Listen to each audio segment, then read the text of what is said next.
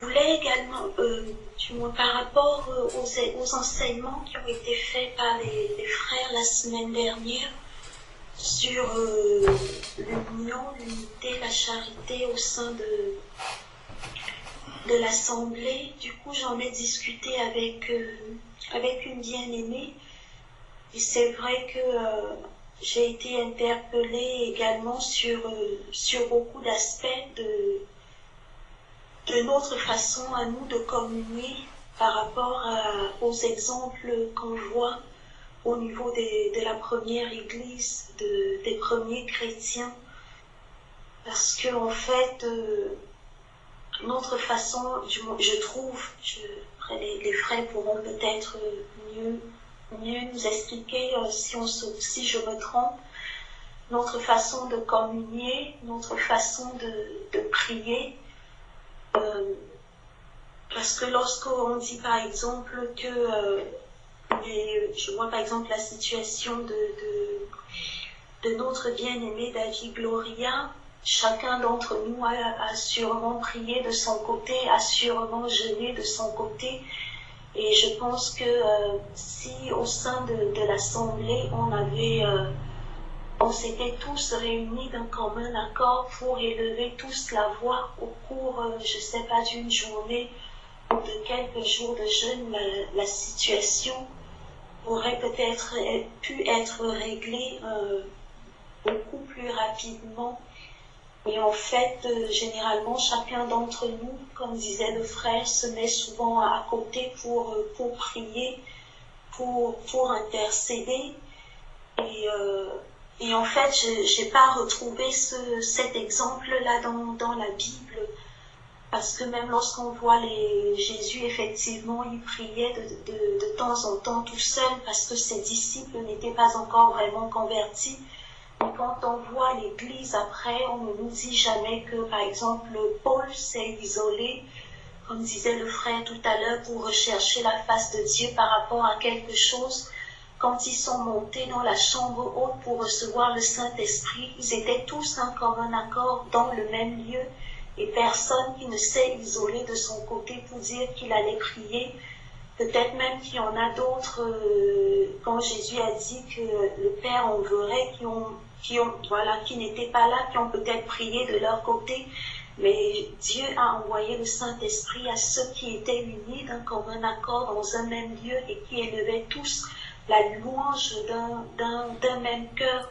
Et donc je me demande si c'est vraiment biblique lorsque chacun, par exemple, pendant une communion, se met à part pour rechercher la face de Dieu, ou la communion avec Dieu, au lieu de rechercher la communion au sein de l'Assemblée, tous unis d'un même cœur. Et si c'était possible, du coup, c'est quelque chose du moins à laquelle j'ai pas encore participé dans notre Assemblée, d'éveiller comme il va s'en produire dans quelques mois, je crois, les retraites, est-ce que ce serait pas également bénissant pour nous d'instaurer des journées où on se réunit, on se retrouve tous dans la prière pour élever un sujet en fonction des disponibilités de ceux qui peuvent être là. Voilà, c'était un peu une interrogation, une réflexion. Amen. Amen. Amen. Amen. Gloire au Seigneur. Quand nous prenons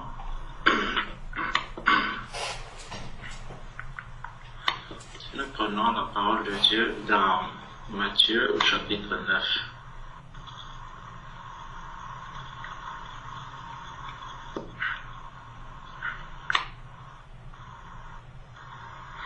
Matthieu chapitre 9.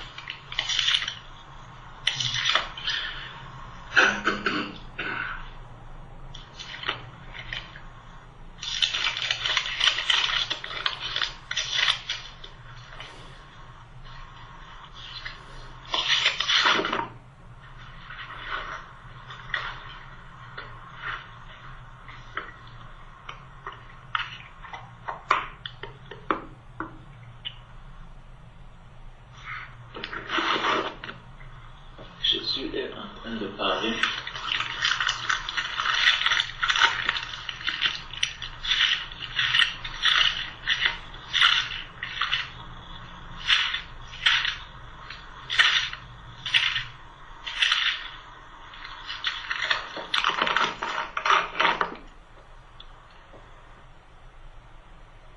À partir du verset 14. Alors les disciples de Jean vinrent auprès de Jésus et dirent: Pourquoi nous et les pharisiens jeûnons-nous, tandis que les disciples tes disciples ne jeûnent point? Jésus leur répondit: Les amis de l'époux peuvent-ils s'affliger pendant que l'époux est avec eux? Les jours viendront où l'époux leur sera enlevé, et alors ils jeûneront. Ils jeûneront. On a là il qui est au pluriel. Donc c'est un jeûne qui est fait par plusieurs personnes. Et quand on regarde dans le jeûne, ici, si on retourne dans Ésaïe 58, je ne vais pas lire, dans Ésaïe 58, le Seigneur nous montre comment le jeûne se fait, mais dans Ésaïe au chapitre 1, on voit effectivement que dans le jeûne, il y a la prière. Il y a la prière, que ce soit dans Ésaïe 1, Ésaïe 58, il y a la prière. Donc c'est un moment pendant lequel on s'humilie. Ici, je voulais juste nous faire remarquer que c'est au pluriel dans Matthieu chapitre 9 au verset 15. Maintenant, quand on regarde dans Matthieu au chapitre 6, si nous revenons dans Matthieu au chapitre 6, versets 17 à 18. Dans Matthieu chapitre 7, 17 à 18, c'est écrit: mais quand tu... Bon, ici c'est quand tu jeûnes. Dans d'autres versions, c'est quand tu pries. Lorsque vous priez, ne soyez pas comme des hypocrites qui aiment à prier debout dans les synagogues. Dans d'autres versions, c'est mais lorsque vous jeûnez. Lorsque tu pries, je vais lire ici dans cette version-ci.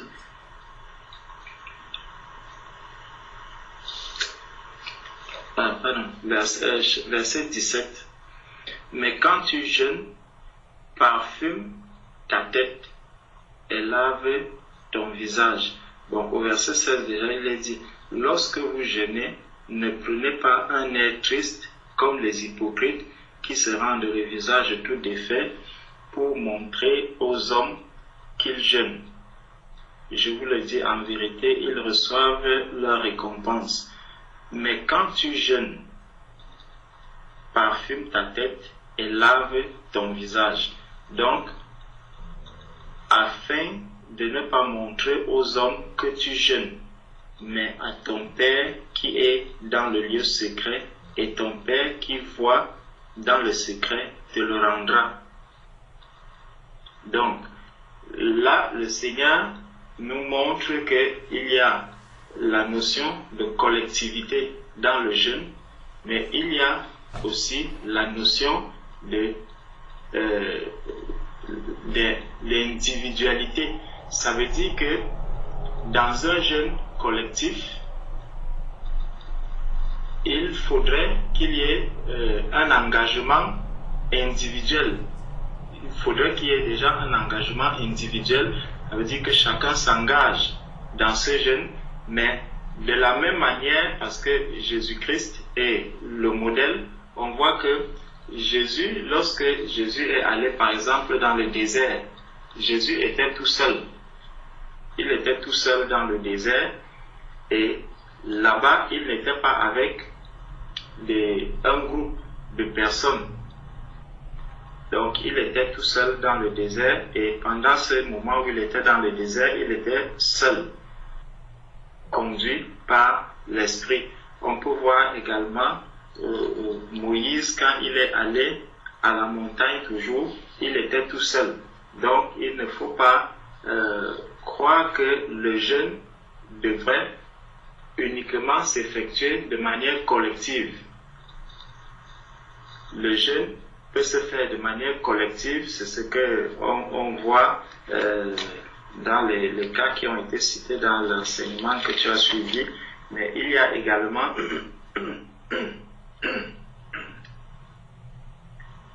ça c'est lorsqu'il y a des moments où on peut prendre des moments de jeûne collectif, mais il faudrait aussi que chacun individuellement dans la consécration, dans sa marche avec le Seigneur, parce que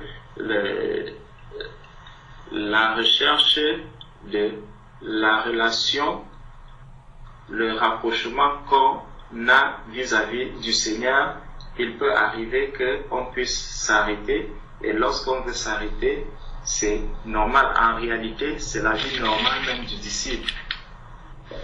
Un disciple doit continuellement être dans cet élan de jeûne et de retrait devant le Seigneur. Ça lui permet d'avancer et ça lui permet de corriger certaines choses et d'avancer. Donc le jeûne personnel n'est pas interdit par la Bible. Ce n'est pas qu'il n'est pas interdit, il est conseillé, il est fortement conseillé même, parce que plus chacun va chercher à se rapprocher de cette manière du Seigneur, et plus il pourra apporter une impulsion à la communion, à la communauté, si je peux utiliser le terme, à la communauté. Et alors toute l'assemblée, dans l'assemblée, si chacun se rapproche du Seigneur de manière individuelle, forcément il y aura un désir, une soif de se rapprocher de manière collective. Quand on se retire dans ces moments, ce n'est pas forcément pour soi-même, c'est aussi pour les autres bien-aimés, pour le reste de l'Église. Parce que quand on rentre dans ce moment, forcément on en ressort généralement avec des enseignements ou des exhortations ou des encouragements qui concernent toute l'Église. Et il faut en faire part à l'Église. Il faudrait que l'Église en bénéficie. Donc, c'est tout ce que je pouvais te dire. Je ne vais pas être long. Amen.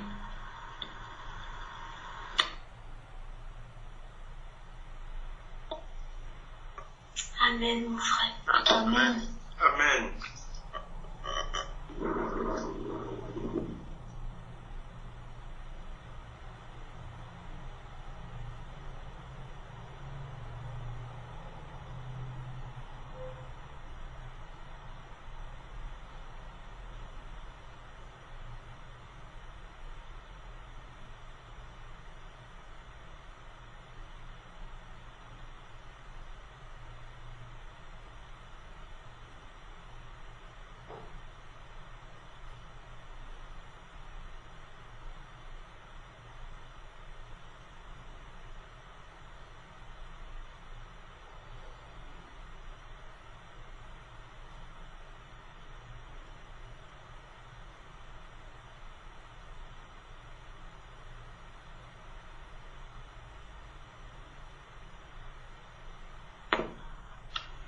Si je peux rajouter peut-être quelque chose par rapport à ce que je disais, c'est qu'il faut bien comprendre les raisons pour lesquelles le constat qui est fait, c'est qu'on se rend compte, beaucoup de personnes généralement, quand aujourd'hui on entend quelqu'un dire « je vais chercher la face du Seigneur », la personne va chercher la face du Seigneur et au lieu de ramener donc ce que la personne a reçu devant la face du Seigneur, généralement ce qu'on constate c'est que la personne en fait est en train de partir. Et c'est là que se situe le problème. C'est que là on n'est pas sincère. Il y a un manque de sincérité. Au lieu, par exemple, si il y a, je constate qu'il y a quelque chose qui ne va pas, ou si j'ai un problème avec les bien-aimés, au lieu d'en parler, je vais plutôt dire, je vais chercher la face du Seigneur. Et quand je vais chercher la face du Seigneur, en ce moment-là, la personne part et parfois tu n'en entends même plus parler. Les mois passent, mais comment tu as dit que tu cherchais? Est-ce que le Seigneur t'a déjà parlé? Est-ce que tu es toujours non? Je prends un peu un moment de retrait avec vous et finalement on voit la personne qui n'est même plus là. Vous essayez de prendre des nouvelles, la personne est complètement déjà partie. C'est là que se situe le problème. Le problème ne se situe pas au niveau de chercher la face du Seigneur. On peut bien se mettre en retraite, jeûner, passer du temps dans la présence du Seigneur. Beaucoup au milieu de nous le font, mais ils sont toujours là. Donc le problème, ce n'est pas de voir si plus tu auras ce rapprochement avec le Seigneur, si tu es sincère dans ta marche, il ne faut pas aller devant le Seigneur parce que j'ai des problèmes avec Patricia. Si je vais au devant du Seigneur parce que j'ai des problèmes avec Patricia, la Bible ne me recommande pas de le faire. Par contre, Matthieu 18 dit, si ton frère a péché contre toi, va et prends-le seul à seul. C'est ça que la parole de Dieu dit. La parole de Dieu ne dit pas que si tu as un différend avec ton frère ou ta soeur, va devant la face du Seigneur. Ça, c'est un jeune qui ne tient pas devant le Seigneur. C'est une mauvaise motivation pour aller au devant du Seigneur. Donc, il faut aller devant le Seigneur pour chercher une direction du Seigneur, pour chercher un moyen d'écouter le Seigneur, d'entendre le Seigneur. Et lorsque le Seigneur t'a parlé, tu dois ressortir de là ayant reçu quelque chose qui va t'aider à continuer la marche, à rectifier la manière dont tu marchais et tout. C'est à ça que ces moments de retrait peuvent nous aider. Ce n'est pas que je vais devant le Seigneur parce que je ne m'entends plus avec tel, parce qu'il y a des choses que je ne comprends pas, ou ceci, je dis, je vais me retirer. Non, ce n'est pas ce que le Seigneur demande. Donc, il faudrait que les gens soient sincères. L'Église doit être sincère. Cette sincérité manque à l'Église. Et beaucoup prennent le prétexte de dire, je vais chercher la face du Seigneur pour se retirer. Ce n'est pas une bonne manière. Donc, voilà ce que moi je peux te dire. Que Dieu te bénisse. Amen. Amen. Amen. Amen, mon frère. Amen. Jésus.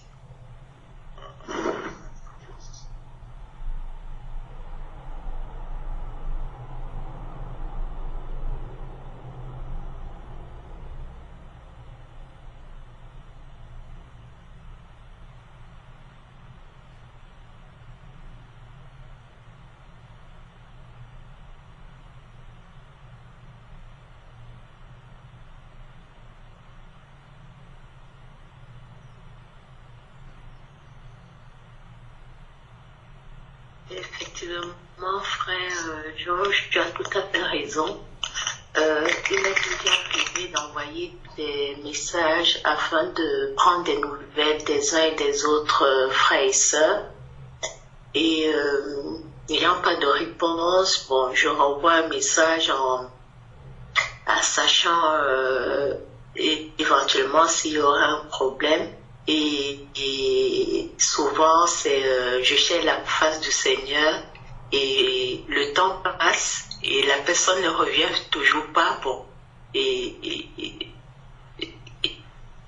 l'éloignement se se situe en fait dans la relation.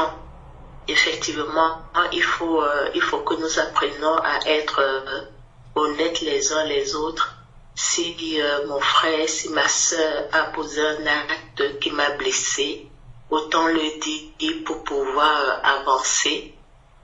Et peut-être même que le frère ou la soeur, en posant cet acte-là, ne s'est pas rendu compte qu'il ou elle a blessé l'autre. Donc comment est-ce qu'on peut avoir une bonne relation si on n'est pas au courant de ce qui a été fait? Et comme je dis souvent, il ne faut pas, le Seigneur n'est pas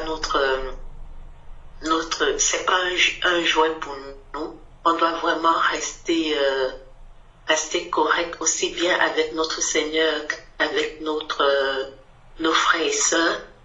Et on ne doit pas prendre la parole pour prétexte. Il faut plutôt régler les problèmes et ne pas prendre ce genre de sortie échappatoire alors qu'il y a un problème qui est présent. Soyez bien.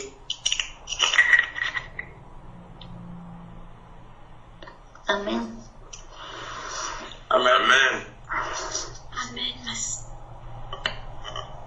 Amen.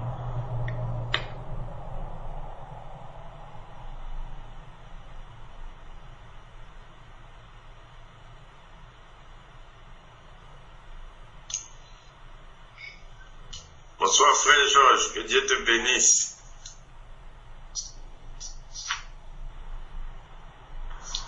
Bonsoir frère, sois béni aussi.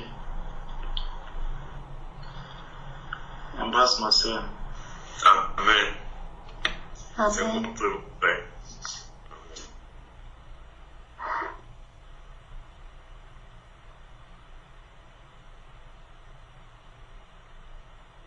Oui, c'était par rapport à cette question particulière là des individualités et que Dieu conduise toutes choses effectivement pour que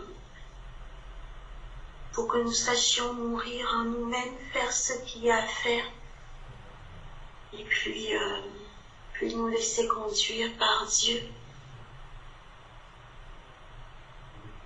Tout en essayant de maintenir, me semble vraiment important de maintenir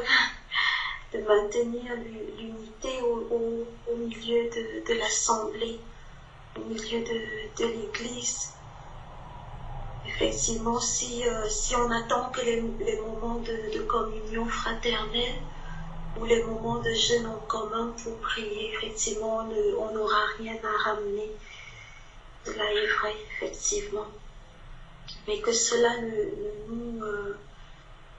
du moins, je ne sais pas trop. Je ne sais pas s'il y avait possibilité, du coup, de créer une dynamique telle qu'on la voit dans les églises,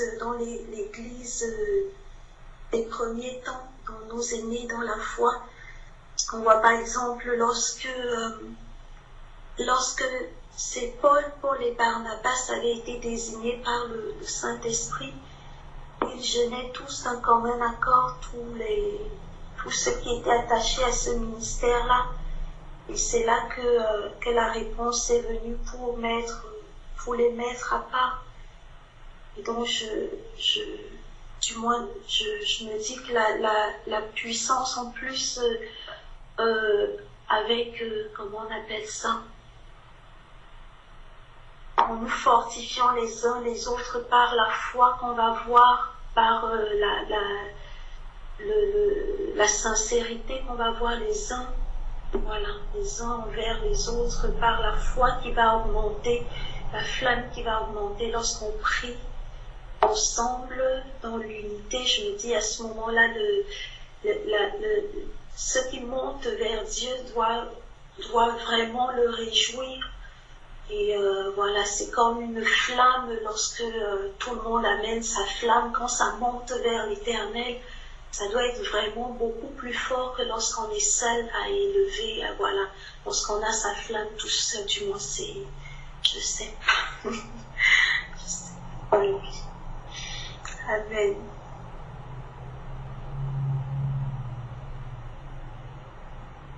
Amen. Amen. Amen.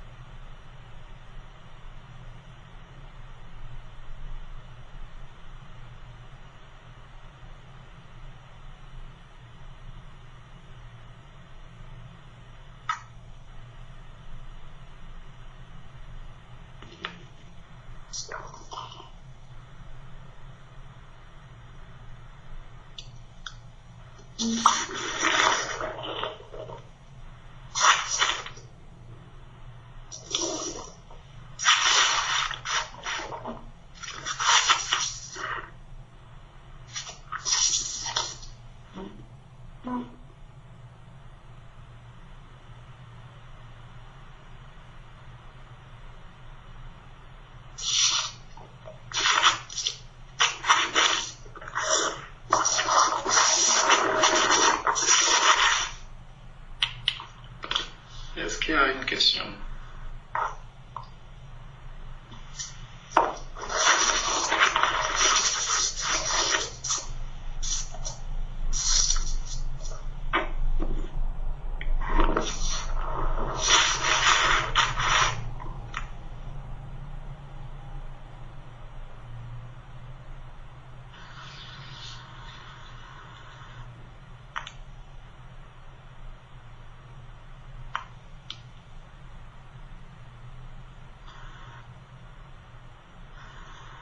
Est-ce qu'il y a un sujet de prière?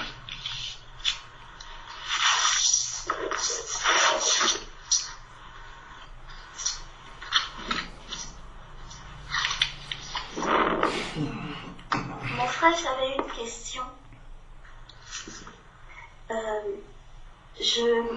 Est-ce que la charité est compatible avec la jalousie?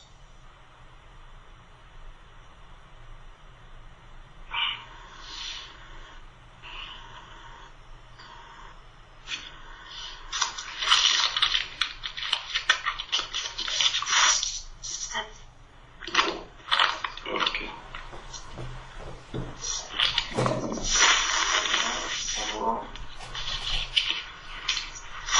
En Corinthiens 13 d'abord.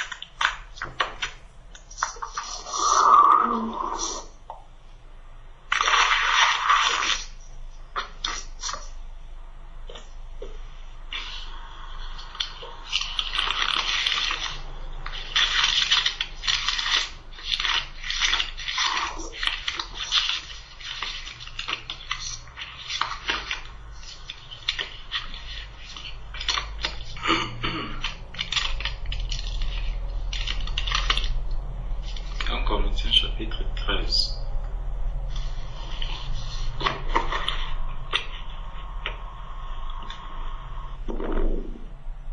C'est lui qui nous parle de la charité.